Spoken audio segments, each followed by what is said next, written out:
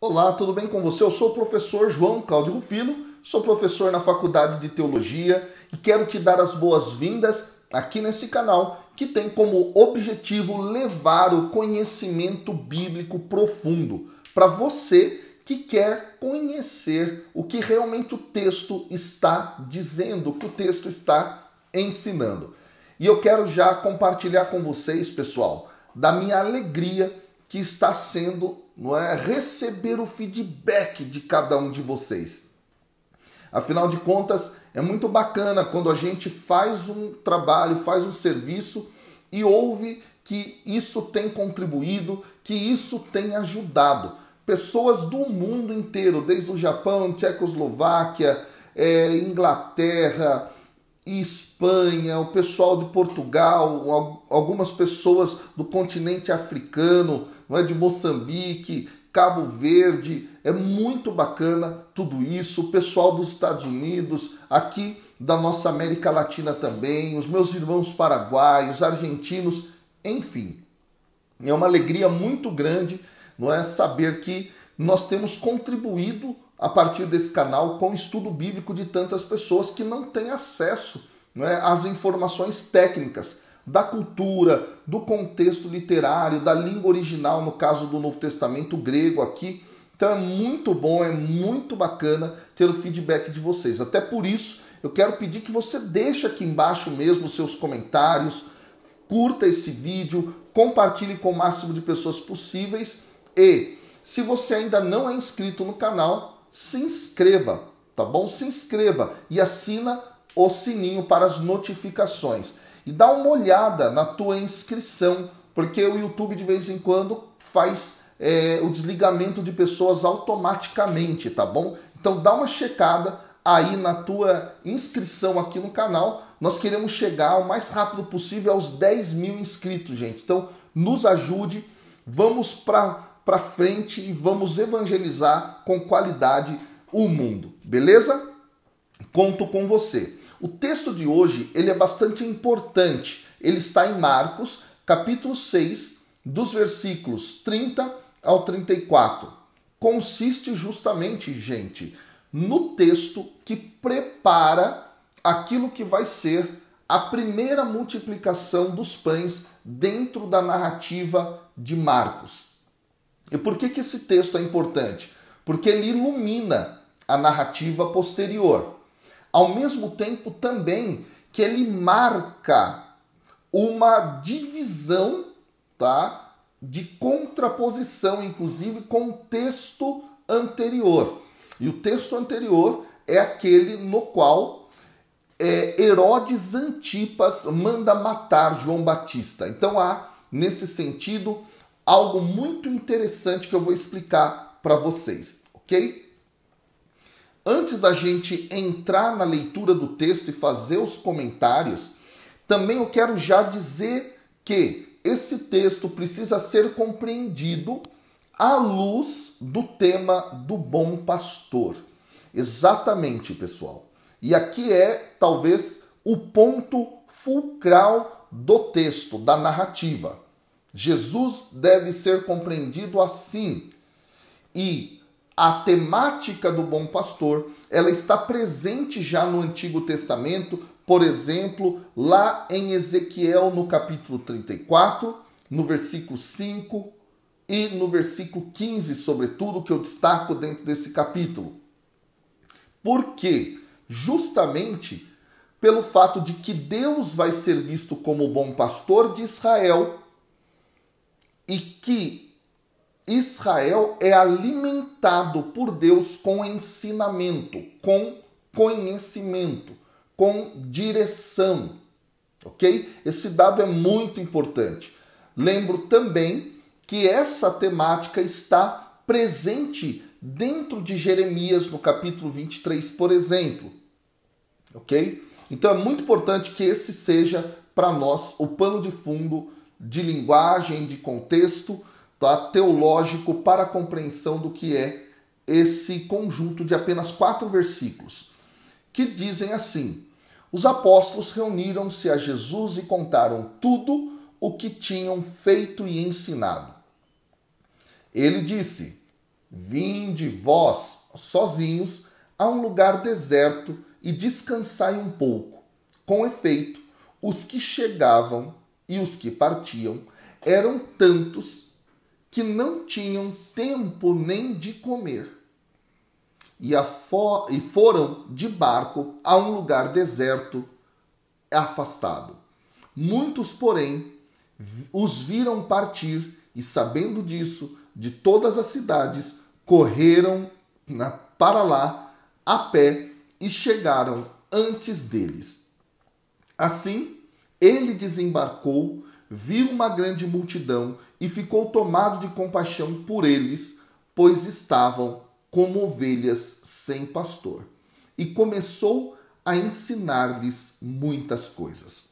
Bom, os dois primeiros versículos desse conjunto, tanto o 30 quanto o 31, vão dar foco justamente em duas coisas. O retorno daqueles 12 que foram enviados em missão.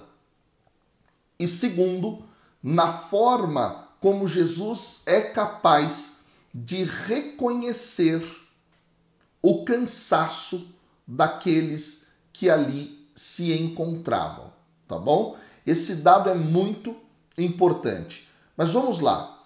Falando um pouco do versículo 30, o que nós podemos destacar é que os apóstolos se reúnem novamente com Jesus. Eles tinham sido mandados em missão no mesmo capítulo 6, versículo 7. E eles voltam e contam tudo o que eles tinham feito e ensinado. O verbo contar, o verbo tinham a construção aqui do verbo feito, né? E também ensinado, tá? São muito importantes para nós. São três verbos que se encontram no aoristo grego. Eu estou falando do aoristo aqui um pouco para vocês compreenderem, né? Já há alguns vídeos, porque ele é o verbo que é usado, boa parte das vezes, é claro, não todas, mas boa parte das vezes, para destacar a ideia que o autor quer realmente enfatizar. Então, os discípulos contaram tudo o que tinham feito e ensinado, tá? Então, o que o autor quer justamente mostrar, enfatizando, é isso, tá bom? E aqui é um dado muito interessante. É bastante bacana a gente olhar para o texto anterior. Lembra, se você não estudou o texto anterior, estude, tá aqui no nosso canal. Eu vou deixar no final desse vídeo para vocês o link, tá bom?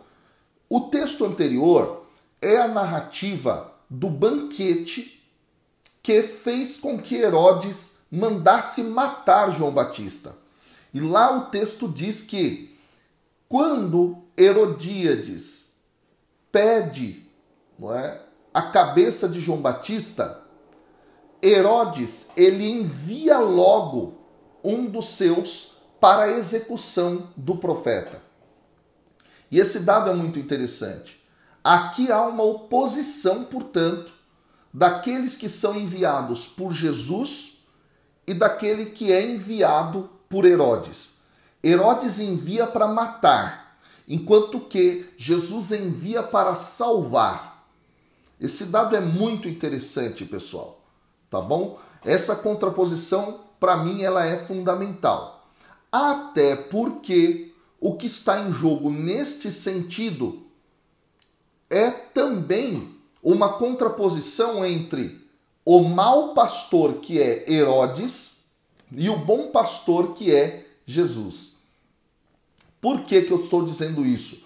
Porque lá no texto de Jeremias, que eu citei aqui no início do vídeo, é uma condenação que é feita àqueles que são dirigentes do povo e que não estão fazendo com que o povo seja cuidado, com que o povo seja, de alguma forma, protegido. Tá? Isso também no texto de Ezequiel que eu citei aqui. Então, há uma crítica aos dirigentes. Então, não é à toa a sequência narrativa de Marcos aqui, tá bom? Esse dado é muito interessante. Agora, é preciso dizer que aquilo que os discípulos fizeram foi fazer o que Jesus fazia, tá? E aí nós vamos ver que na narrativa da multiplicação dos pães é muito interessante que no capítulo 6, lá na frente, no versículo 37, Jesus vai pedir que os discípulos alimentem a multidão, tá? Esse dado chama a atenção, porque de fato Jesus discipula para que nós realizemos as obras do reino de Deus que geram vida e vida em todas as dimensões, em todos os sentidos, não é? Assim como Jesus faz, assim como Jesus fez. Tudo bem? Bom, aí o versículo 31, ele disse: vinde vós sozinhos a um lugar deserto e descansai um pouco. Aqui eu quero destacar justamente o fato de que esses locais remotos, esses locais como o deserto, tá? São locais que já aparecem dentro de todo o processo narrativo de Marcos. No capítulo 1, versículos 3 a 5, depois dos versículos 12 a 13, do versículo 35 e do versículo 45. Tudo isso do capítulo 1, tá bom? E neste sentido, não é? O local deserto vai evocar justamente momentos importantes, como, por exemplo, o local que João Batista prega o arrependimento, tá bom? Dentro do texto de Marcos, lá no capítulo 1, versículos 3 a 5, local da tentação de Jesus, capítulo 1, versículos 12 e 13, por isso eu citei aqui esses versículos, e depois também o local para onde Jesus ia se retirando para orar, capítulo 1, versículos 35 e 45, ok? Então o deserto, o local deserto, desolado aqui em algumas traduções, é também referência a todo esse processo narrativo. E aqui há que se lembrar justamente o fato de que o Senhor, como bom pastor, conduziu o seu povo para o deserto e o fez para quê? Para ensinar. Então Deus lá no Antigo Testamento dá a lei, Jesus está aqui dando o ensinamento, mas também alimenta o povo garantindo a sobrevivência. Esse dado é muito interessante, viu, gente? Assim como Deus no Antigo Testamento envia o maná e dá o alimento ao povo, aqui Jesus vai justamente evocar esta ideia. E a gente fala isso por quê? Porque o descansai, que está presente aqui, é um verbo muito interessante na língua grega, tá? Anapausaste, esse verbo. E ele alude justamente à versão grega do Salmo do Bom Pastor, quando o Senhor é visto como aquele que leva o seu povo para o descanso. Olha que coisa interessante aqui, tá bom? Então, para águas onde o povo pode beber, descansar e assim por diante, ok? Esse dado aqui é bastante fundamental. É o mesmo verbo utilizado, tá bom? Na versão grega do Antigo Testamento. Ao mesmo tempo, isto vai recordar Êxodo capítulo 33, versículos de 1 a 14, Deuteronômio capítulo 12, versículos 9 e 10, Josué capítulo 1, versículo 13 e Jeremias capítulo 31, versículo 2, onde este ato de descansar, né, também é utilizado para falar um pouco da terra prometida que vai ser dada ao povo de Israel depois da sua estada no deserto.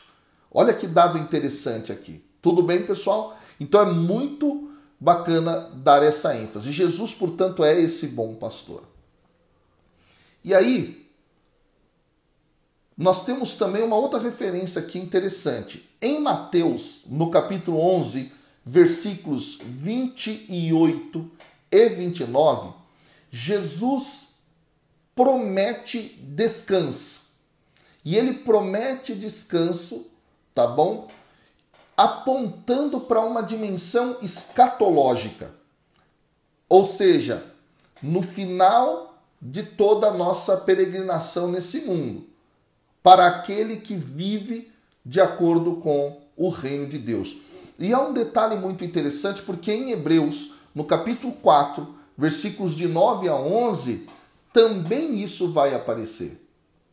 E vai aparecer justamente, não é, nesta visão de que quem vive segundo o que Deus quer será perseguido, mas encontrará este descanso no Senhor, não é, a partir justamente do momento em que com Ele se encontrar na eternidade. Esse dado é muito interessante, pessoal. Jesus, então, pede aos seus que descansem, tá bom? E aí o texto continua. Com efeito, os que chegavam e os que partiam eram tantos que não tinham nem de comer. Aqui há uma presença desses muitos que aparecem, tá bom? Aqui, no grego, o termo utilizado para muitos é poloi, tá bom? E aqui há um detalhe muito interessante, pessoal. Esses poloi são aqueles que os discípulos vão alimentar. E eles vão continuar frequentemente sendo um motivo, sendo um tema dentro deste texto de Marcos, tá bom? Muito interessante isso. Ao mesmo tempo também que, desde lá do capítulo 2, versículo 4, passando pelo versículo 13, capítulo 3, versículo 9, versículo 32, capítulo 4, versículo 1, capítulo 4, versículo 36 também, capítulo 5, versículo 21, 24 e depois 30 a 32 do capítulo 5, né, eles vão aparecendo, esses muitos que vão acompanhando Jesus. E isso reforça justamente esse tipo de magnetismo que tinha a presença de Jesus, tá bom? Jesus, ele queria, de algum modo, não é, ficar só com os seus, mas as pessoas acorriam até ele, iam até o mestre, buscavam o mestre a todo instante, a todo momento, mesmo quando ele queria descanso. Agora, ironicamente, tá bom? Esses muitos que estão a acompanhar o Senhor, eles estarão presentes na narrativa da paixão de Jesus. No capítulo 14, versículo 43, capítulo 15, versículo 8, versículo 11, versículo 15. Tá? E eles aparecerão lá de uma forma não tão boa. Não é? Você já conhece a história, são os muitos que vão gritar, crucificam. Tá bom? Bom, e o texto continua dizendo que não tinham tempo nem de comer. Aqui há a preparação para a narrativa que vem a seguir, multiplicação dos pães, ok? Ao mesmo tempo, eu quero destacar o fato de que o termo grego que está sendo utilizado quando é dito assim, que não tinham tempo, nesse caso é euhairon, e ele tem uma nuance interessante de tanto encontrar oportunidade quanto lazer na língua grega. Tá? Nesse sentido, estes que estavam indo atrás de Jesus, eles não tinham oportunidade e não tinham lazer, não tinham absolutamente nada. Eram pessoas realmente que estavam à mercê, com a sua sobrevivência ameaçada. E agora nós temos os versículos 32 até o 34, que vão enfocar mais ainda a compaixão de Jesus. Nesse momento, então, esta grande multidão de pessoas que logo chega à cena, não é, serão vistas por Jesus e Jesus vai ter compaixão das mesmas, ok? E o texto, no versículo 32, diz assim: e foram sozinhos de barco a um lugar deserto, afastado. Aqui, pessoal, em grego, nós temos assim: kaia pelton en toploio eis eremon topon kat idian. Deixa eu explicar essa expressão para vocês. Quando no português, na Bíblia de Jerusalém, que eu estou usando como base, é traduzido que eles foram sozinhos de barco, tá? No texto grego, essa expressão é kat idian. E essa expressão kat idian, ela é utilizada em outros lugares quando há uma instrução especial ou uma revelação muito profunda que vai ser dada por Jesus aos seus discípulos. Isso é muito importante. Então, a instrução especial vai aparecer lá no capítulo 4, versículo 34, vai aparecer no capítulo 9, versículo 28, no capítulo 13, versículo 3, e quando se trata de uma revelação feita por Jesus aos seus discípulos, no capítulo 9, versículo 2. Então, nesse sentido, o que o texto quer dizer é que o que agora vai ser narrado é justamente um ensinamento profundo aos seus discípulos. E aí eu já vou te adiantar, esse ensinamento profundo que será dado por Jesus é tanto alimentar o povo que tem fome, olhar para aqueles que têm justamente a possibilidade de morrer por não ter o que comer. Ao mesmo tempo, também, o fato de que os discípulos são chamados a alimentar o povo, assim como Jesus vai fazer, tá bom? Esse ensinamento, ele é muito, muito interessante. Bom, aqui um outro dado que a gente quer destacar é justamente o fato de que Jesus chega a esse lugar deserto, afastado, de barco.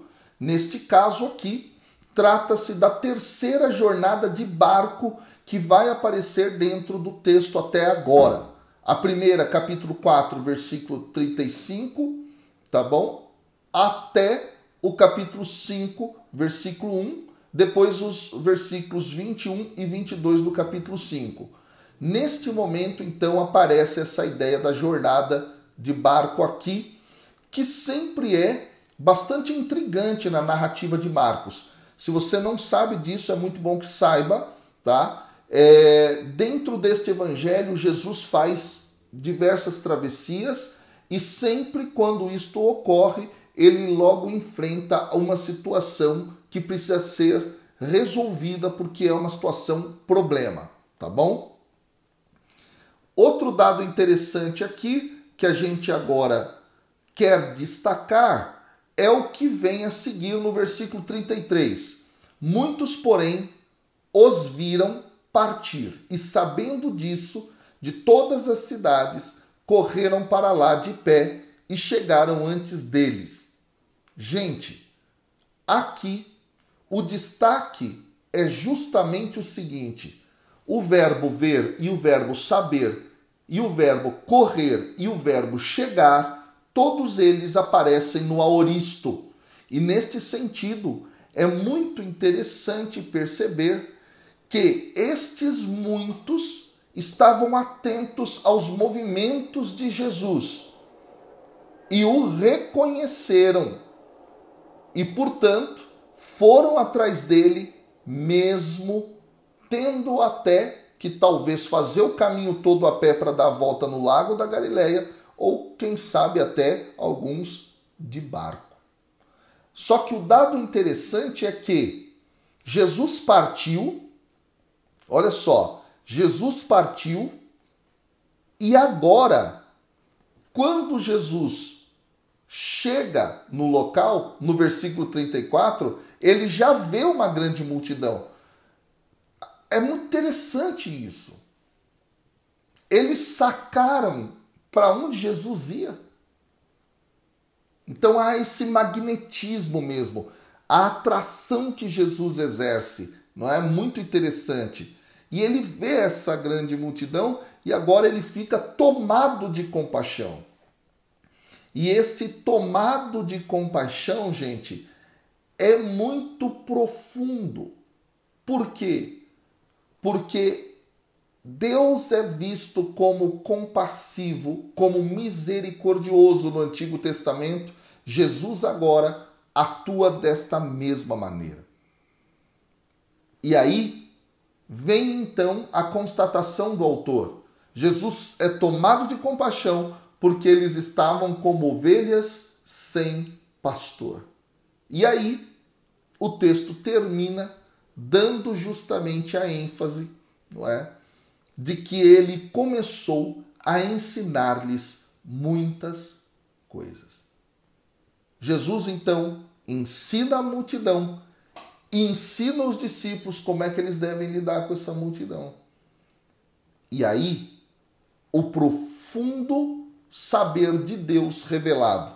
Nós devemos seguir os passos de Jesus. E seguir os passos de Jesus é nos tornarmos também, como seus discípulos, bons pastores, atentos às necessidades das muitas pessoas que estão passando fome, que estão passando cansaço, que estão no limite da sua sobrevivência. Esse dado é muito importante. Pensa nisso, que Deus te abençoe. Até amanhã, com a graça de Deus. Valeu!